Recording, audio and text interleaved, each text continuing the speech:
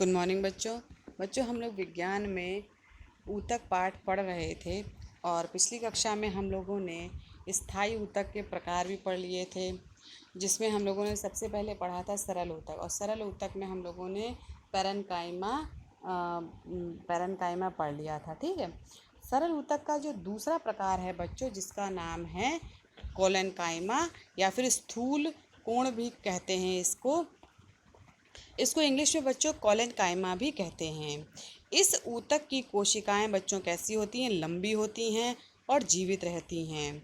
इनमें अंतराकोशिकीय अवकाश प्रायः अनुपस्थित होता है, यानी कि बीच में जो जगह होती है दो कोशिका के बीच में, ये नहीं होती है इनमें।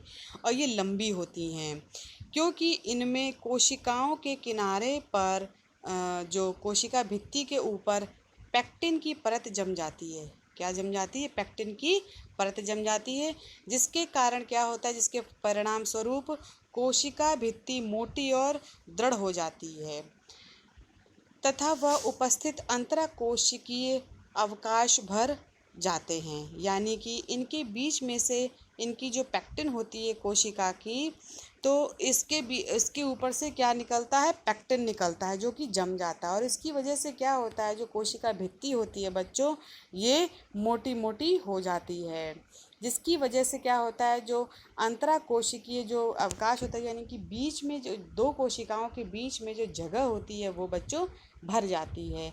स्थूल कोण जो होता है यानी कोलेनकाइमा जो टिश्यूज़ होते हैं, मुख्यतया द्विबीजपत्री पादपों के तनों में अधस्त्वचा में पाए जाते हैं। यानी कि जो पत्तियां होती हैं उसके या भी तने जो होते हैं उसके नीचे वाली जो परत होती है उसमें ये पाया जाता है, जिसको कहते हैं हाइपोडर्मिस कहते हैं।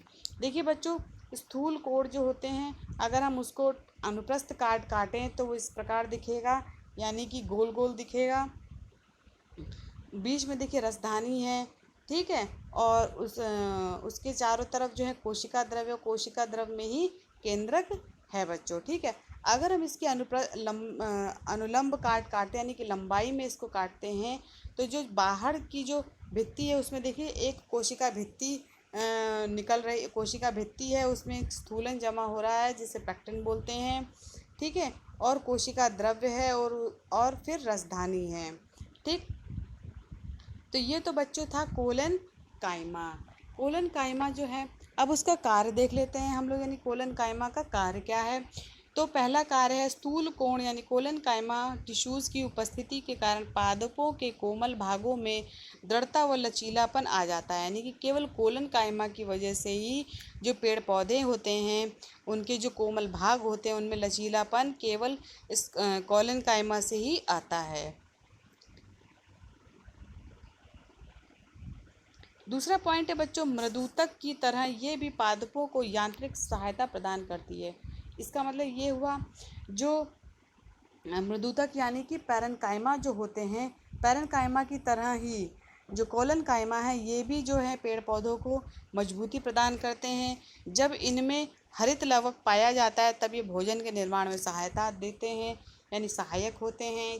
क्योंकि उनमें क्या पाया जा रहा है? हरित लवक पाया जा रहा है। तीसरा है बच्चों, पेक्टिन और सेलुलोज की उपस्थिति के कारण इनकी कोशिकाएं जल संचय में सहायता करती हैं। यानी कि पेड़ पौधों के बाहर जल ना निकल जाए, इसका कार्य कौन करता है? ये करता है स्थूल कोण करता है। और इस स्थूल कोण में क्या पाया जाता है बच्चों? आपको पता ही है, पेक्टिन और सेलुलोज पाया जाता है। तो एक नंबर का प्रश्न इसमें बनता है कि पेक्टिन और सेलुलोज किस सरल ऊतक में पाया जाता है, तो आप लिखोगे कोलेनकाइमा में। ठीक है।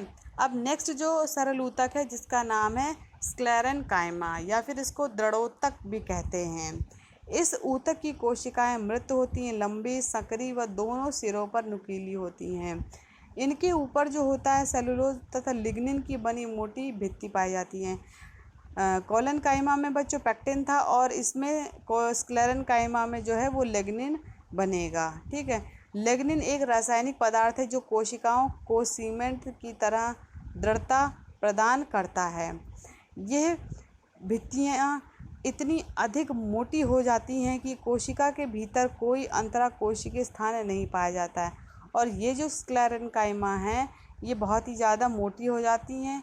इससे जो है क्या कहते हैं, जो कोशिका के जो भीतर है उसमें जो दो कोशिकाओं के बीच में जो स्थान पाया जाता है वो नहीं होता है। तो ये तो था बच्चों स्क्लेरेंकाइमा। इसी को आगे बढ़ाते हुए स्क्लेरेंकाइमा को देखते हैं कि मृत होने के कारण, यानी कि जब पौधा की मृत्यु हो जाती है, इनमें जीव द्रव नहीं होता है, यानी कोशिका की जब मृत्यु हो जाती है, दृढ़ोत्तक यानी कि जो स्क्लेरेंकाइमा है वो पादप के तनों, पत्तियों की शिराओं, फलों व बीजों के कठोर आवरण और नारियल के बाहरी रेशेदार छिलके यानी हस्क में पाया जाता है। ये बच्चों दो प्रकार के होते हैं। एक तो बच्चों होता है स्क्लेरेंकाइमेटस फाइबर, दूसरा होता है स्टोन सेल्स यानी पाषाण कोशिकाएं। पहले देखते हैं स्क्लेरेंकाइमेटस फाइबर। ये बच्चों लंबी होती, पतली और दोनों सिरों पर नुकीली कोशिकाएं होती हैं। इनकी कोशिका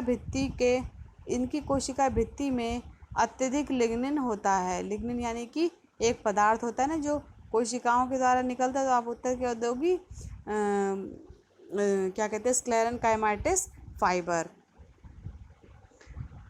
दूसरा है बच्चों स्टोन सेल्स। ये गोल अथवा कुछ बेलनाकार कोशिकाएं होती हैं। कोशिका भित्ति पर अत्यधिक लिग्निन जमा हो जाने के कारण इनकी कोशिका गुहा अत्यंत छोटी व सक्रिय हो जाती है, यानी कि बहुत ही पतली हो जाती है। देखिए मैंने आपको चित्र भी दिखा रखा है इसमें। जो अगर एक देखिए ए नंबर पे क्या है, दृढ़ोत्तक तनु की अनुदैर्घ्य काट, यानी कि इसमें देखिए ये जो स्क्लेरेंकाइमेटस फाइबर है इसकी संरचना कैसी, यानी दोनों सिरों पर कैसी नुकीली है ये, ठीक है। और इसकी भित्ति में क्या उपस्थित है, लिग्निन उपस्थित है। अब इधर हम लोग स्टोन सेल्स देखते हैं, यानी कि ये जो तंतु है, स्क्लेरेंकाइमेटस जो फाइबर है, इसको अगर हम लोग अनुलंब काटते हैं, अनुप्रस्थ काट काटेंगे तो क्या मिलेगा हमें। देखिए प्राथमिक भित्ति मिलेगी, फिर द्वितीयक भित्ति मिलेगी, फिर साधारण गर्त मिलेगा और दूसरा है इसमें गुहा भी उपस्थित रहता है। इसका बच्चों कार्य देखते हैं कि स्क्लेरेंकाइमा का कार्य क्या है। तो पहला कार्य है कि इस ऊतक का मुख्य कार्य पादप को यांत्रिक शक्ति प्रदान करना है, यानी कि मजबूती प्रदान करना है। ये ऊतक पादप के बाहरी परतों में रक्षात्मक ऊतक के रूप में कार्य करता है, यानी कि इसे प्रोटेक्शन देता है। नेक्स्ट है बच्चों की ऊतक की कोशिकाओं में मृत होने के